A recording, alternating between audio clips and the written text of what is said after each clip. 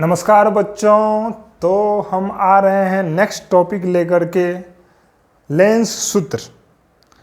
बहुत ही इम्पोर्टेंट, इस चैप्टर का बहुत ही इम्पोर्टेंट, और आपके बिहार बोर्ड एग्ज़ाम या किसी भी स्टेट बोर्ड के एग्ज़ाम से को देखते हुए भी ये क्या है, बहुत ही इम्पोर्टेंट है। तो हम लोगों ने पिछली क्लास में चर्चा करा था उत्तल लेंस में प्रतिबिंब का बनना, अवतल लेंस में प्रतिबिंब का बनना, है कि नहीं। तो अलग अलग कंडीशंस में प्रतिबिंब को देखे थे, कहाँ बनता है, कैसे बनता है। उस प्रतिबिंब को बनने के लिए 3 किरण आरेख का यूज़ किए थे, जिसमें एक था जब प्रधान अक्ष के समांतर कोई किरण आपतित होती है तो फोकस से गुजरती है या फोकस से गुजरती हुई प्रतीत होती है। दूसरा कंडीशन हम लोग देखे थे, जब कोई किरण फोकस से आपतित होती है तो प्रधान अक्ष के समानांतर अपवर्तित होती है कि नहीं, मतलब अपवर्तन की क्रिया के बाद। तीसरा कंडीशन देखे थे कि जब कोई किरण प्रकाश केंद्र से आपतित होती है तो बिना अपवर्तन के, बिना विचलन के क्या हो जाती है, सीधी निकल जाती है। इन कंडीशन का यूज़ करके हम लोगों ने उत्तल लेंस और अवतल लेंस में प्रतिबिंब का बनना देख लिया था। आज हम लोग देखने वाले हैं बहुत ही इम्पोर्टेंट टॉपिक, जिसका नाम है लेंस सूत्र। जिसका क्या नाम है, लेंस सूत्र। बहुत ही इम्पोर्टेंट टॉपिक हम लोग देखने वाले हैं, दैट इज योर लेंस सूत्र, LEN, लेंस फॉर्मूला। तो ये लेंस फॉर्मूला होता क्या है? लेंस फॉर्मूला होता है 1/v - 1/u = 1/f। ठीक है ना, यही होता है लेंस फॉर्मूला, जहाँ पे v बराबर होता है प्रतिबिंब दूरी, v बराबर प्रतिबिंब दूरी। हम लोग इसी उम्मीद के साथ आगे बढ़ रहे हैं कि आप लोग u v f को पिछले क्लास में भी देख चुके हैं। u बराबर कौन सी दूरी, वस्तु दूरी, और f बराबर कौन सी दूरी, फोकस दूरी। ठीक है भाई, तो यही होता है लेंस सूत्र, यही होता है लेंस फॉर्मूला, और इसी को हम लोग आज क्या करने वाले हैं, प्रूफ करने वाले हैं, है कि नहीं। इसको प्रूफ करने से पहले हम लोग कुछ छोटी छोटी बातों की चर्चा कर लेंगे जो इसमें उपयोग आने वाली है। जैसे सबसे पहले बात करते हैं चिन्ह परिपाटी की। तो चिन्ह परिपाटी हम लोग पढ़े हुए हैं। क्या होता है चिन्ह परिपाटी?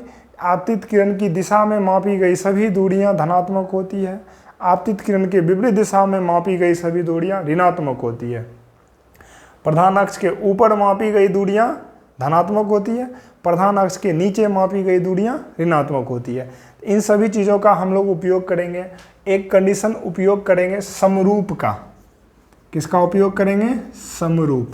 तो समरूप से क्या तात्पर्य है? सम मतलब बराबर, और रूप मतलब देखने में, है कि नहीं है।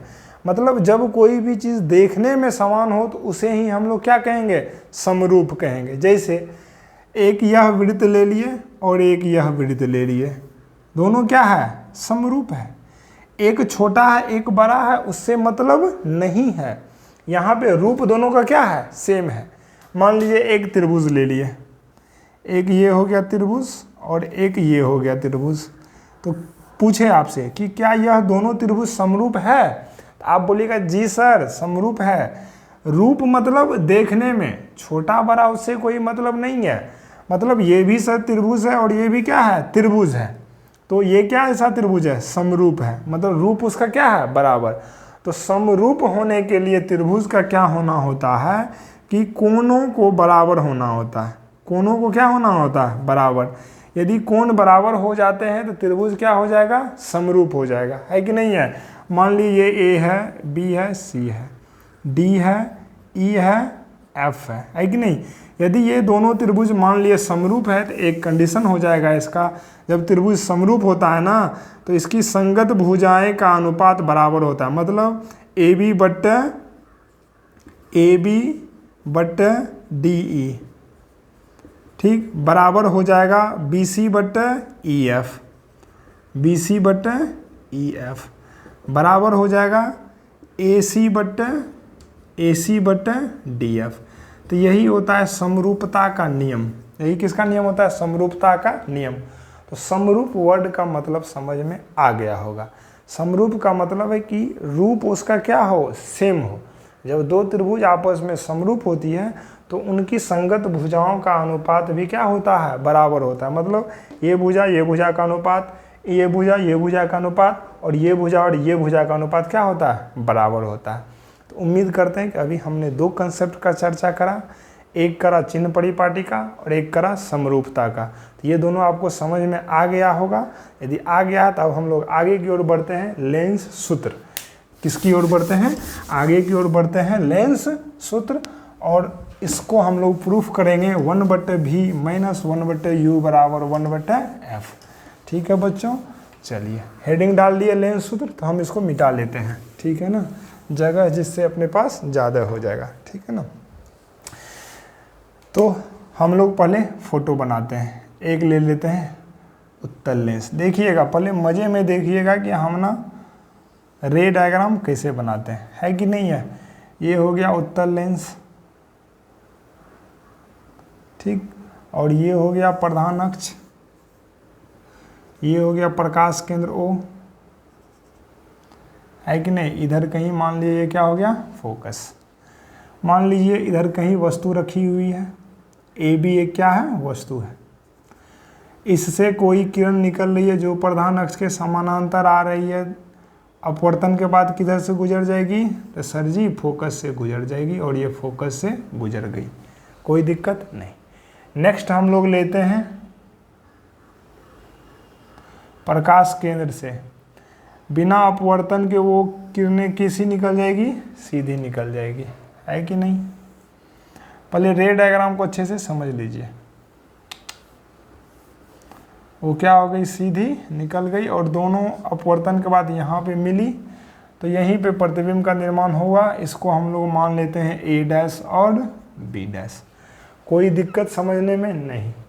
इस वाले पॉइंट्स को अपने लोग मान लेते हैं M। क्या मान लेते हैं, M। उम्मीद करते हैं कि रे डायग्राम आप लोगों को समझ में आ गया होगा, है कि नहीं है। और ये हो गया वस्तु। लेंस में कोई भी दूरी कहाँ से मापते हैं, तो प्रकाश केंद्र से मापते हैं। तो ये कौन सी दूरी होगी, वस्तु दूरी। किससे सूचित करते हैं, U से। ये हो गई कौन सी दूरी, प्रतिबिंब दूरी।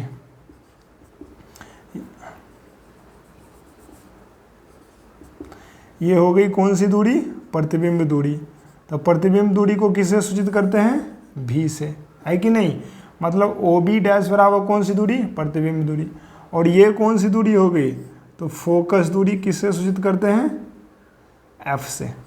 यहाँ तक तो बातें समझ में आ गई होगी। इन सभी चीज़ों को हम लोग लिख लेते हैं। बोलिए तो क्या है, OB बराबर U बराबर कौन सी दूरी, वस्तु। OB बराबर वस्तु दूरी, OB बराबर वस्तु दूरी, और इसको किससे सूचित करते हैं अपने लोग, U से, है कि नहीं है। उसके बाद OB' बराबर कौन सी दूरी, प्रतिबिंब दूरी, और इसको किससे सूचित करते हैं, V से। और बोलिए OF बराबर कौन सी दूरी, फोकस दूरी, फोकस दूरी, और इसके किससे सूचित करते हैं, F से, है कि नहीं। कोई दिक्कत नहीं। तो डायग्राम बनाने के बाद वर्ड कैसे लिखिएगा, लिखिएगा माना कि AB एक वस्तु है जिससे कोई किरण प्रधान अक्ष के समानांतर आपतित होती है, अपवर्तन के बाद फोकस से गुजरती है, ठीक।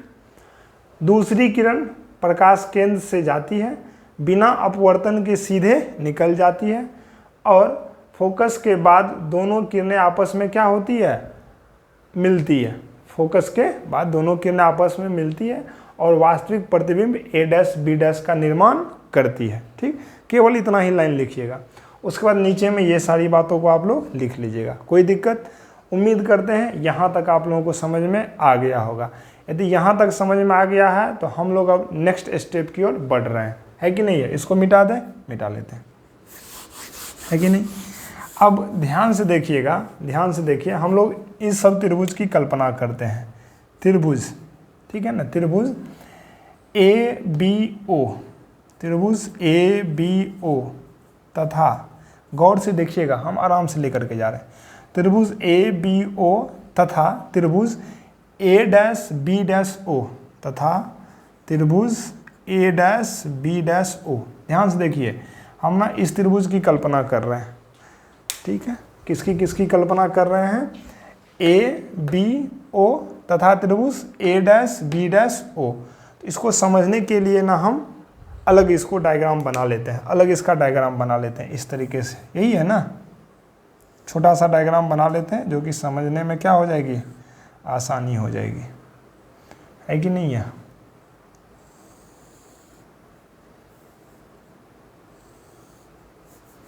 यही है, ये हो गया ए, ये बी, और ये क्या हो गया ओ, और ये हो गया ए डैश बी डैश ओ। इसी त्रिभुज की ना हम लोग बात कर रहे हैं, इसी त्रिभुज की बात कर रहे हैं, है कि नहीं है। ध्यान से देखिएगा, तो यदि आप इस त्रिभुज की चर्चा कर रहे हैं, इस दोनों त्रिभुज की चर्चा, तो क्या ये दोनों त्रिभुज समरूप नहीं है। दोनों का रूप देखिए सेम है। समरूप होने के लिए कोण का होना बराबर जो जरूरी है, तो देखिए तो ये कोण और ये कोण आपस में बराबर है, सम्मुख कोण। ये 90 डिग्री और ये भी कैसा डिग्री, 90 डिग्री। तो दो त्रिभुज का दो कोण क्या हो गया, बराबर। यदि दो त्रिभुज का दो कोण बराबर हो जाएगा तो तीसरा कोण 100% क्या हो जाएगा, बराबर हो जाएगा। यदि दो त्रिभुज का दो कोण बराबर हो गया तो तीसरा कोण 100% क्या हो जाएगा, बराबर हो जाएगा। तो ये कोण और ये कोण ऑटोमेटिक क्या हो जाएगा, बराबर। तो हम बोल सकते हैं कि सर त्रिभुज ए बी ओ तथा त्रिभुज ए डैश बी डैश ओ आपस में समरूप हैं, आपस में समरूप हैं। ठीक है, उम्मीद करते हैं ये लाइन समझ में आ गया होगा।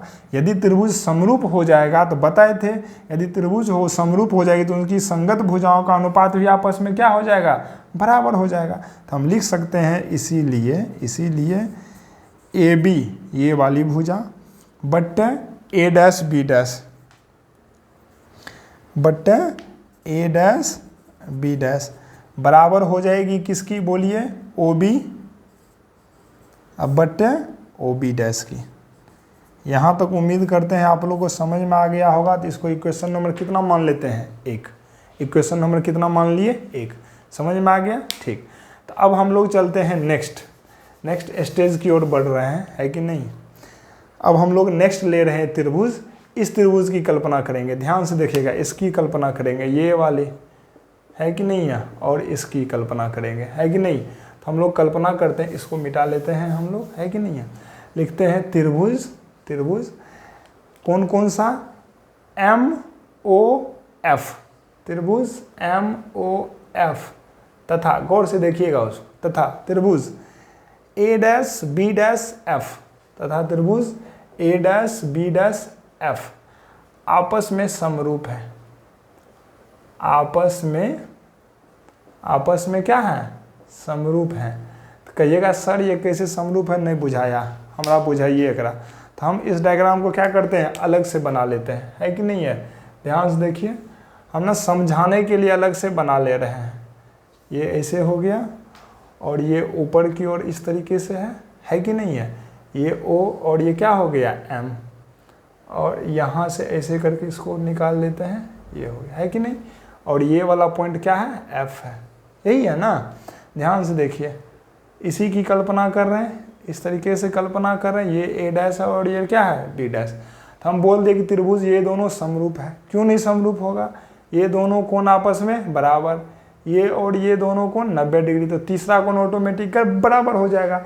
जब त्रिभुज के सभी कोण बराबर हो गए तो आपस में त्रिभुज क्या हो जाएगा, समरूप हो जाएगा। जो ही त्रिभुज समरूप है तो समरूपता का नियम बोलता है कि समरूप होने पर त्रिभुज की संगत भुजाएं भी आपस में क्या हो जाएगी, बराबर हो जाएगी। तो हम लिखते हैं इसीलिए संगत भुजाएं क्या है, बोलिए, ओ एम बट्टे ए डैश बी डैश बराबर ओ एफ बट्टे बी डैश एफ। उम्मीद करते हैं यहाँ तक समझ में आ गया होगा, कोई दिक्कत समझने में नहीं। तो हम इस वाले पार्ट्स को अब मिटा लेते हैं, क्योंकि हमको अब डायग्राम का शायद उपयोग नहीं होगा। जो भी उपयोग होगा वो अच्छा है, इसका उपयोग होगा, है कि नहीं है। फिर भी ये तो हम लिख ही चुके हैं, रहने दीजिए, है कि नहीं। यहाँ सब हम लोग यहाँ पे चलते हैं, है कि नहीं। तो अब देखिए, तो ओ एम ये वाला पार्ट, ये ओ एम इस ए बी के बराबर है ना, ओ एम ए बी के बराबर है। तो हम यहाँ पे लिख सकते हैं ओ एम के जगह क्या लिख दे, ए बी अब बट्टे ए डैश बी डैश बराबर ओ एफ अब बट्टे बी डैश एफ। ठीक है ना। यहाँ पर हम लोग लिख लेते हैं, चूँकि ओ एम बराबर ए बी, चूँकि OM बराबर AB, कोई दिक्कत समझने में नहीं। तो अब गौर से देखिए, रुक जाइए, अभी मत गौर से देखिए, ठीक है ना। AB बटे A डैश B डैश बराबर OF बटे B डैश F। इस वाले भाग को हम ऐसे लिख सकते हैं, इतना में यदि ये वाला भाग घटा दे तो ये नहीं मिल जाएगा। ध्यान से देखिए, B डैश F का वैल्यू निकालना है, तो इस वाले वैल्यू को निकालने के लिए हम इस टोटल भाग में से ये वाला भाग घटा देंगे तो हमको नहीं निकल जाएगा वो वाला। तो B डैश F को हम ये चीज़ लिख सकते हैं, B dash O minus OF। क्या दिक्कत है इसमें तो हमको नहीं लगता कोई कष्ट होगा। इसको इक्वेशन नंबर कितना मान लेते हैं, 2, ठीक। तो यदि अब इक्वेशन 1 और इक्वेशन 2 की कल्पना करें, इक्वेशन 1 एंड इक्वेशन 2 से। इक्वेशन 1 में देखिएगा LHS इधर का और LHS इधर का दोनों क्या है, बराबर है। जब LHS बराबर हो जाएगा तो RHS भी इसका क्या हो जाएगा, बराबर हो जाएगा। तो यदि LHS बराबर है तो RHS भी बराबर, तो हम लिख सकते हैं कि OB बटे OB डैश बराबर कितना हो गया, बोलिए, OF बटे OB डैश माइनस OF। उम्मीद करते हैं समझ में आ गया होगा। यदि समझ में आ गया है तो OB को हम लोग क्या माने हैं, OB बराबर कौन सी दूरी, वस्तु दूरी U, तो लिख दिए U बटे OB डैश को क्या माने हैं, V, वो कैसी दूरी, प्रतिबिंब दूरी, तो यहाँ पे क्या लिख दिए V बराबर OF को क्या माने हैं, फोकस दूरी F। OB डैश को क्या माने हैं, V माइनस OF को क्या माने हैं, F। तो यहाँ तक हम लोग लिख दिए। क्या यहाँ तक समझने में किसी को कोई दिक्कत नहीं? उम्मीद करते हैं यहाँ तक समझने में किसी को कोई दिक्कत नहीं होगा। यदि दिक्कत नहीं है तो अब हम लोग डायग्राम को मिटा करके बोर्ड को हम लोग साफ करके अच्छे से डिराइव कर सकते हैं, है कि नहीं? उम्मीद करते हैं वहाँ तक समझ में आ गया होगा। आप लोग स्क्रीनशॉट ले करके इसको लिख लिए होंगे या बाद में लिख लीजिएगा, है कि नहीं है? चलिए अब ध्यान से देखिए। अब चिन्ह परिपाटी लगाते हैं। कहाँ से? चिन्ह परिपाटी से। देखिए U बराबर वस्तु दूरी हमेशा माइनस होगा, डायग्राम तो मिटा दिए।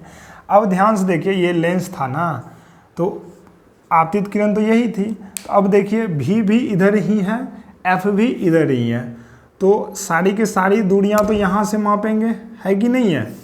तो ये सभी दूरियां आपतित किरण की दिशा में हम जा रहे हैं, तो सारा का सारा दूरी कैसा लेंगे, प्लस। लेकिन वस्तु मेरा यहाँ था, U वाला यहाँ था ना, तो यहाँ से हमको इधर आना होगा, तो हमको आपतित किरण के विपरीत दिशा में आना होगा। इसीलिए हम U कैसा ले लिए, माइनस, ठीक है ना। तो V कैसा है, प्लस ही है, बराबर F कैसा, प्लस ही है, V प्लस और F प्लस। कोई दिक्कत समझने में यहाँ तक नहीं। अब हम लोग क्रॉस मल्टीप्लिकेशन कर देते हैं। क्या हो जाएगा, minus UV minus minus plus कितना हो जाएगा, UF, अब बराबर कितना हो जाएगा, VF। ठीक है भाई, कोई दिक्कत नहीं। हम ना उसको इधर ले आते हैं, इसको उधर भेज देते हैं, तो UF माइनस VF बराबर कितना हो जाएगा, UV। ये इधर चला जाएगा, क्या हो जाएगा, प्लस, और ये इधर आ जाएगा, क्या हो जाएगा, माइनस। कोई दिक्कत नहीं। अब हम लोग क्या करते हैं, दोनों ओर UVF से भाग देने पर, दोनों ओर UVF से भाग देने पर तो कितना हो जाएगा, UF बटा UVF माइनस VF बटा UVF बराबर UV बटा UVF। UV cancel, VF cancel, UF cancel. क्या बच गया, 1 बटे V माइनस 1 बटे U बराबर 1 बटे F। यही हो गया अपना लेंस सूत्र, जो प्रूव्ड हो गया। उम्मीद करते हैं आप लोग को समझ में आ गया होगा, क्योंकि बहुत ही छोटे तरीका से, बहुत ही आसान वे में इसको क्या किए, सिद्ध किए, है कि नहीं? उम्मीद करते हैं कि समझ में आ गया होगा। एक बार और आप लोग वीडियो देख ले, और जिस भी टाइमिंग पे समझ नहीं आया हो तो उस टाइमिंग को ज़रूर कमेंट करें, है कि नहीं? हम पुनः उसको पे क्या करेंगे, चर्चा करेंगे। ठीक है बच्चों, तो इस वीडियो में यहाँ तक ही, और नेक्स्ट वीडियो में हम लोग लेके आएंगे लेंस की शक्ति, ठीक है ना, और इससे जुड़े हुए टॉपिक्स, इस टॉपिक से जुड़े हुए सवाल न्यूमेरिकल्स लेकर के आएंगे, लेंस सूत्र से जुड़े हुए, है कि नहीं। लेकिन अभी इसमें और चीज़ पढ़ना है, आवर्धन, थोड़ा सा आवर्धन देख ही लेते हैं, है कि नहीं। आप लोग स्क्रीनशॉट लीजिए इसका। तो बच्चों नेक्स्ट देखते हैं आवर्धन, छोटा सा टॉपिक है, देख ही लेते हैं, है कि नहीं। अंग्रेजी होता है इसका मैग्निफिकेशन, ठीक है ना। क्या होता है फॉर्मूला, बोलिए। प्रतिबिंब की ऊंचाई, किसकी ऊंचाई,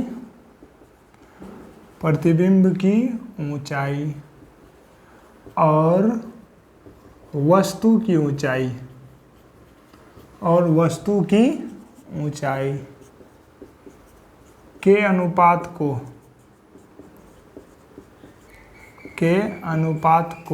है कि नहीं, आवर्धन कहते हैं। के अनुपात को आवर्धन कहते हैं, है कि नहीं। इसे m से सूचित किया जाता है, इसे m से सूचित किया जाता है, ठीक है बच्चों। बस वही चीज़ें हैं, है कि नहीं। तो आवर्धन m बराबर क्या हो जाएगा, आवर्धन m बराबर प्रतिबिंब की ऊंचाई, प्रतिबिंब की ऊंचाई, उसको मान लेते हैं hi, अब बट्टे किसकी ऊंचाई, वस्तु की ऊंचाई, बट्टे वस्तु की ऊंचाई, उसको क्या मान लेते हैं ho। तो भाई m बराबर क्या हो गया, hi बट्टे ho। This is our formula आवर्धन का, मतलब प्रतिबिंब की ऊंचाई और वस्तु की ऊंचाई के अनुपात को क्या कहते हैं, आवर्धन कहते हैं, ठीक है बच्चों। लेकिन यदि वस्तु दूरी u तथा प्रतिबिंब दूरी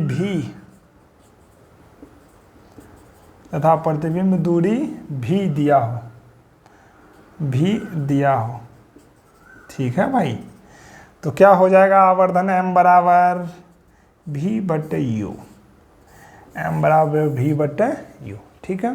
तो अब ना ये सारी चीज़ें लेंस की है, ये दोनों फॉर्मूला किसकी है, लेंस की, है कि नहीं। चाहे वो लेंस उत्तल हो, चाहे वो लेंस अवतल हो। लेकिन अब हम आपको ना दर्पण वाली बताते हैं। कौन सी वाली, दर्पण वाली। तो दर्पण वाली तो ये फॉर्मूला सेम था, m बराबर hi बटे ho, मतलब प्रतिबिंब की ऊंचाई और वस्तु की ऊंचाई के अनुपात को आवर्धन कहते हैं। लेकिन जो ही वस्तु दूरी और प्रतिबिंब दूरी की बातें हो गई थी तो m बराबर क्या हो गया था, -v बटे u। तो ये सारा चीज़ किस में हुआ था, दर्पण में। तो आप ना छोटी छोटी बातों को ध्यान से देखिएगा और ध्यान में रखिएगा कि लेंस वाले m बराबर v बटे u में प्लस ही होता है, इसमें माइनस नहीं आता है। लेकिन दर्पण वाले m बराबर में क्या आ जाता है, यहाँ पे माइनस आ जाता है। कोई दिक्कत समझने में। उम्मीद करते हैं कि यहाँ तक आप लोगों को समझ में आ गया होगा, ठीक। नेक्स्ट वीडियो अपने लोगों का लास्ट वीडियो होगा इस टॉपिक का, जिसमें हम लोग लेंस की शक्ति और न्यूमेरिकल्स की चर्चा करने वाले हैं, है कि नहीं। तब तक के लिए नमस्कार, आदाब। बहुत अच्छे से रहिए, बहुत अच्छे से तैयारी कीजिए और रिवीजन पे ज़रूर ध्यान दीजिए, क्योंकि रिवीजन कीजिएगा तो ही पढ़ने में मज़ा आएगा। रिवीजन नहीं कीजिएगा तो फिर पढ़ने में मज़ा नहीं आएगा, ठीक है बच्चों। तब तक के लिए नमस्कार।